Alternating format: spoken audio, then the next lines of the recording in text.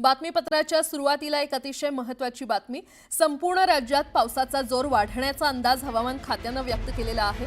यानुसार काही भागात पावसाने हजेरी लावली आहे। मुंबईत देखील शुक्रवारी मध्यम स्वरूपाचा पाऊस पडला। दरम्यान मुंबईसह ठाणे भागात शनिवारी अतिमुसळधार पावसाचा इशारा हवामान खात्याने वर्तवलाय। तसंच राज्यातील इतर भागातही पुढील 3 ते 4 दिवस जोरदार पावसाची शक्यता वर्तवण्यात आलेली आहे। मुंबईसह ठाण्यात आज अतिमुसळधार पावसाचा इशारा देण्यात आलेला आहे आणि पुढील 3 ते 4 दिवस राज्यात पावसाचा जोर कायम राहणार असल्याचा हवामान खात्याने इशारा दिलाय।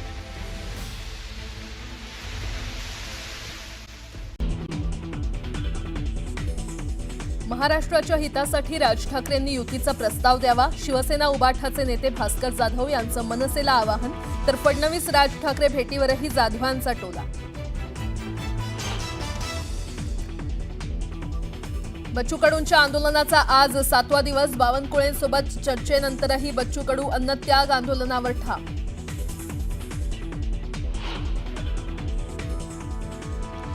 सरकारची ई कॅबिनेट प्रणाली लांबणीवर, सरकार नव्यानं निविदा मागवणार।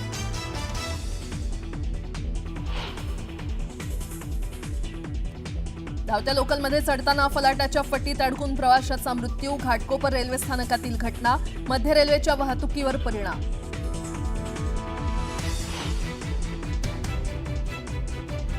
माहीमध्ये एसी कॉम्प्रेसर फुटल्यानं भीषण आग, दोघांचा मृत्यू। आगीत अडकलेल्या इतरांची सुखरूप सुटका।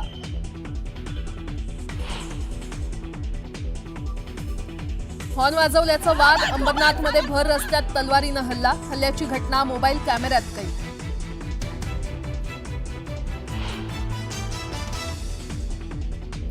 मुंबईसह ठाण्यात आज अतिमुसळधार पावसाचा इशारा, तर राज्यातील इतर भागातही पुढील 3 ते 4 दिवस जोरदार पावसाची शक्यता।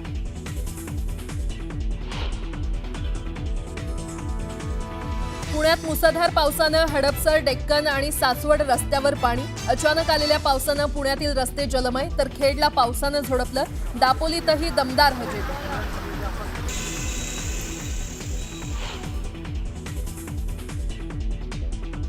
आणि एका उंदरानं तब्बल 9 तास बंद पाडला छत्रपती संभाजीनगरचा पाणी पुरवठा। पंपगृहात उंदीर शिरल्यानं शॉर्ट सर्किट। शनिवारी देखील शहराच्या पाणी पुरवठ्यावर परिणाम।